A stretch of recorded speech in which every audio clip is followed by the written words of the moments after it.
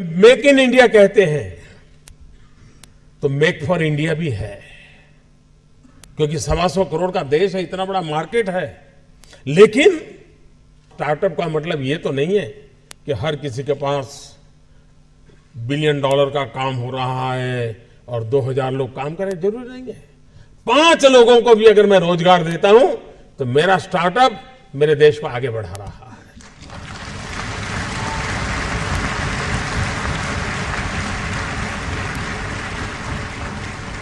एक psychological change लाना है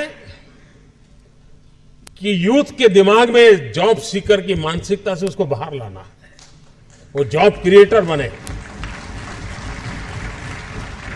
और एक बार उसके दिमाग में आ गया कि मुझे 2 लोगों की जिंदगी के बाद संभालना है, वो कर लेगा। ये काम आप नौजवानों के दिमाग से हो सकता है। और इसलिए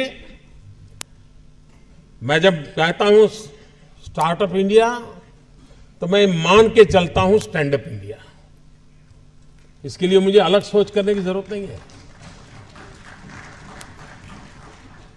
जिस देश के पास 800 मिलियन 35 से कम आयु के नौजवान हो, जिस देश के नौजवानों के पास टैलेंट हो, हाथ में हुनर हो, अपरंपार सपने हो और पूरी दुनिया में अवकाश ही अवकाश हो, क्या नहीं हो सकता है। मानव जात के लिए चुनौतियां आवश्यक हैं, क्योंकि सरफरे लोग तो हैं जो तबाही करने पर तुले हुए हैं। लेकिन हम मानवता को बचा भी तो सकते हैं। हमारे पास इस प्रकार के लोग हैं। और ये भी सही है, भारत के पास मिलियंस ऑफ मिलियन प्रॉब्लम है, कोई इनकार नहीं कर सकता है। लेकिन एट द सेम टाइम मुझे इस बात का भरोसा भी है कि बिलियंस ऑफ बिलियन माइंड भी है।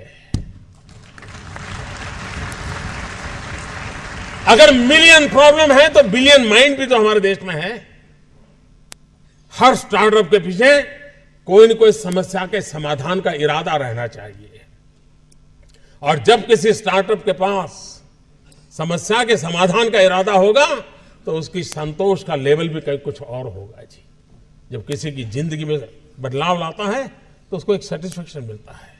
और इसलिए मैं वो कुछ करके दिखाऊं जिसमें मैं जॉब क्रिएटर बनूं, मैं वो कुछ करके दिखाऊं कि जिसके कारण किसी की जिंदगी में मैं काम आऊं, मैं वो कुछ करके दिखाऊं कि मेरे देश को एक कदम आगे ले जाने में मेरा भी कोई योगदान हो। इतना भी अगर सपना लेकर के हम चलते हैं, हम बहुत कुछ कर सकते हैं।